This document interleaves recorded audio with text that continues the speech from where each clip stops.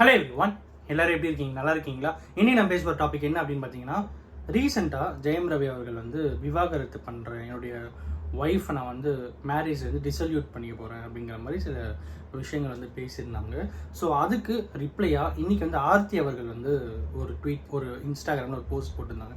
அது என்ன அப்படிங்கிறது ஒரு பக்கம் பார்க்க போகிறோம். இன்னொரு பக்கம் என்ன அப்படின்னா, இந்த டிவோர்ஸ் அப்படின்ட்டு வரும்போது எதனால் இந்த பிரச்சனை வருது அப்படிங்கிறதெல்லாம் தாண்டி, இந்த டிவோர்ஸு இல்லாமல் ஒரு லைஃப்பை எடுத்துகிட்டு போகணுன்னா என்ன பண்ணணும் அப்படின்னு சொல்லிட்டு நேற்று ரெண்டு விஷயம் சொல்லியிருந்தேன். இன்றைக்கி 2 விஷயம் இல்லை, ஜஸ்ட் ஒரே ஒரு விஷயம் சொல்கிறேன்.